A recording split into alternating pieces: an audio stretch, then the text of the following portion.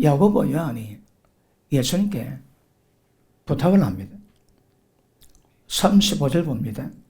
세베대 아들 야고보 요한이 주께 나와 여짜오되 선생님이여 무엇이든지 우리가 구하는 바를 우리에게 하여 주시기를 원하나이다. 예수 모릅니다. 뭘 원하느냐. 그러니 37절 여짜오되 주의 영광 중에서 우리를 하나는 주의 우편에 하나는 좌편에 앉게 하여 주옵소서. 주의 보좌 우편에 누가 앉을까요? 좌편에 누가 앉을까요? 자, 저것도 압니다. 영광 중에 우편, 좌편에 앉게 해달라고 얘기합니다. 영광이 없으면 안 됩니다. 그 영광이 뭡니까? 말씀 받을 때 말씀 속에 임하는 생명의 빛이 주님의 영광입니다. 빛 가운데 꼭 가려져서 말씀에 순종하시면 하나님의 영광이 우리 가운데 임하게 되는 겁니다. 얼마나 말씀으로 얼마나 자기를 부인하고 자기를 죽이고 말씀에 순종했는가, 이게 그 사람의 영광의 사이즈입니다. 그러니까 누가 있는가 하면 영광이 제일 큰 사람이 안 될 겁니다. 그런데 이들은 영광 중에 그까지는 아는데 좌편에 우편에 앉게 해달라. 예수님 대답합니다. 38절 시작. 예수께서 가라사대 너희 구하는 것은 너희가 알지 못하는 도다. 너희가 나의 마시는 잔을 마시며 나의 받을 세례를 받을 수 있느냐. 자, 예수님 말씀하시기는 내가 틀린 것은 아니랍니다. 틀리지는 않는데 무엇인 것을 알지는 못한다고 얘기합니다. 그러면 주의 보좌 우편과 좌편에 앉을 수 있는 자격은 어디 있습니까? 예수님 말씀하지. 나의 잔을 마시겠느냐? 나의 선잔을 내가 마실 침례를 너희도 받을 수 있겠느냐 물어보는 겁니다. 그런데 의외로 이 둘이가 그럴 수 있습니다. 그럽니다. 주인 마시는 잔과 침례를 받을 수 있다고 얘기합니다. 자, 밑에 보십니다. 예수께서 이르시되 너희가 나의 마시는 잔을 마시며 나의 받는 세례를 받으리니와. 예수님 맞습니다. 너는 할 수 있다 얘기합니다. 자, 주님의 잔은 뭘 의미하고 세례는 뭘 의미할까요? 잔은 순종입니다. 침례는 그분의 죽으십니다. 그러면 예수님이 하나님의 뜻을 받을 수 있는 은혜가 임하게 되는 것입니다. 예수님 그러시 하나님의 뜻이라면 나의 잔을 마시겠다고 이야기합니다.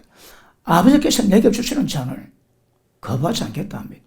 그런데 그 예수님은 십자가 성전 앞에서 겟세마네 기도 동산에서 기도를 하세요. 똑같은 기도 3번을 반복합니다. 왜요? 아버지요, 할 수 말이 있다면 이 선산을 내게서 지나가게 하옵소서. 그러나 내 원대로 마시고 아버지로 원대로 되기를 원한다고 3번을 기도했습니다. 왜요? 여러분 잘은 몰라도 예수님이 힘드셨던 모양입니다. 그 예수님 모습 보고 제 아들은 아마 어리둥절했을 겁니다. 그분 말씀 한마디에 천하가 말을 듣습니다. 귀신이 떠나가고 죽은 자가 살아나고 38년의 병자가 깨어나고 사람이 물 위에 걷고 말 한마디면 모든 바람에 잠잠하고 파도가 그치게 됩니다. 그런데 그분이 내가 심히 고민하여 죽게 되었다고 제 아들이가 하소연하시고 중보기도를 부탁을 하십니다. 왜요? 주님은 그 십자가의 선잔위에 만만치 않았던 모양입니다. 그런데 왜 선잔을 마셔야 될까요? 기억하십니다. 하나님의 뜻입니다.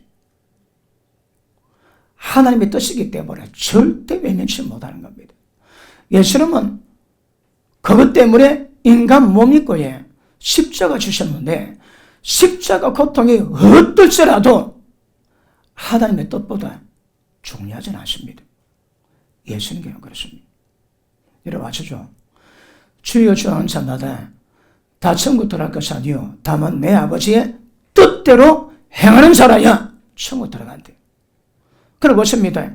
주님의 뜻이 무엇이라면 거기에 선전을 할지라도 죽는 세례를 할지라도 받으셔야 합니다. 그에게 영을 가진 사람은 주님의 선잔 못 마십니다. 선잔뿐 아니라 주님이 받은 침례를 더 받아야 되거든요.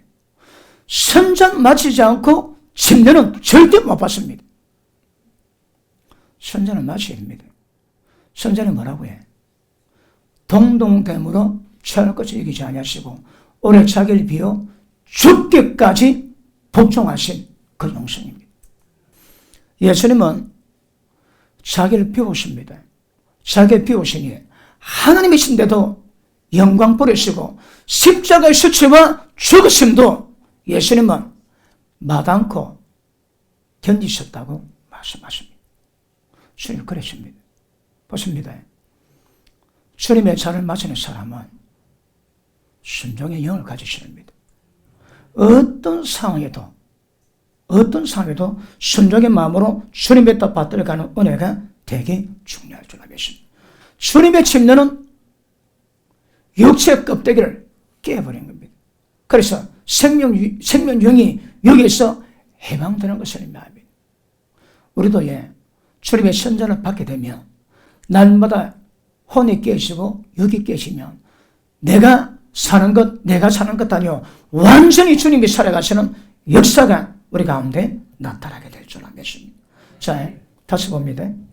51절.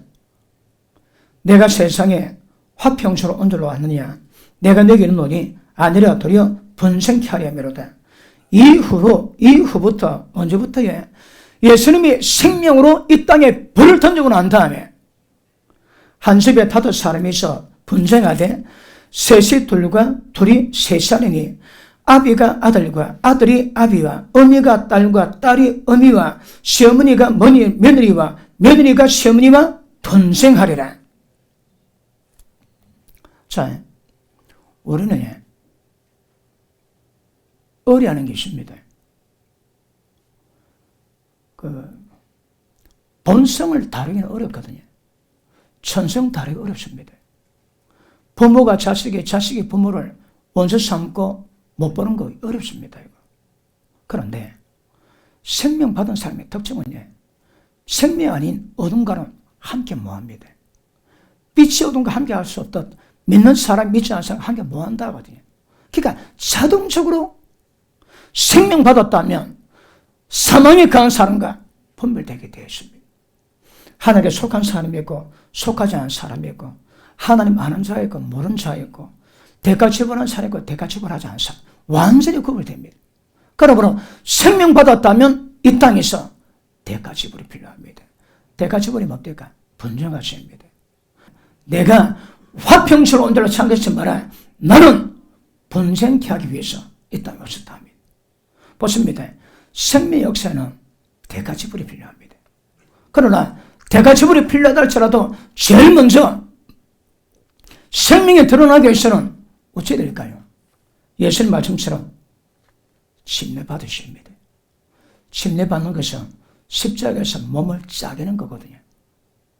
우리 보고도 나의 받은 세례를 받으라 얘기하십니다. 그 세례가 뭘까요? 우리 자아가 아주 죽어야 됩니다. 껍질이 깨져야 됩니다.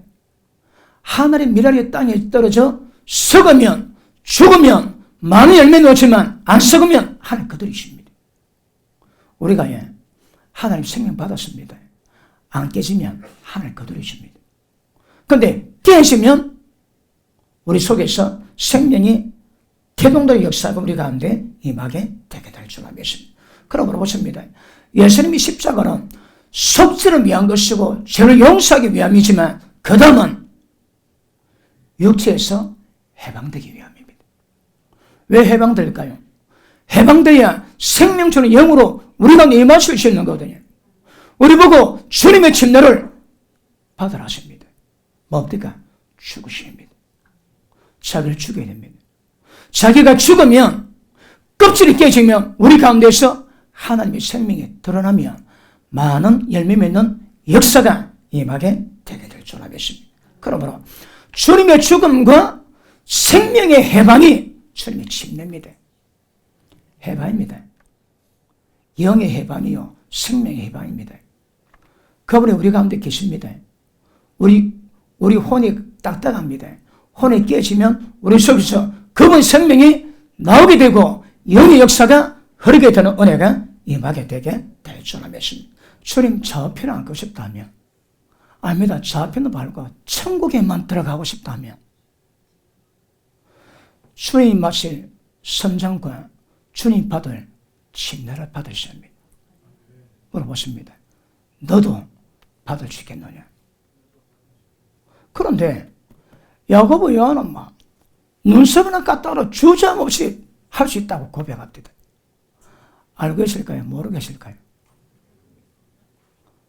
알고 계실까요? 모르고 계실까요? 왜 모를까요? 십자가 집어야 알지. 주님의 십자가를 보고. 그러니까 이거 그냥 빨리 대답 놓을 문제가 아니거든요. 한번 물어볼게요. 주님의 선자를 마치고 계십니까? 주님 받을 침례를 받고 계십니까? 언제까지 받을까요? 내가 완전히 박살날 때까지. 박살나면 대가 지불합니다. 검을 들어오고 분쟁케 하러 왔습니다. 함께하지 못할 때 절대 함께해서 안 된다 얘기하십니다. 그러므로 이렇기 때문에 주님의 요구는 너희가 나를 따르거든 나의 상, 나의 침례 너희도 받아야 된다고 말씀하십니다. 모쪼록 주님의 선자를 받으셔서 순종하시고 침례를 받으셔서 완전히 박살나셔서 하나님의 생명으로만 충만하기를 주님으로 축복합니다.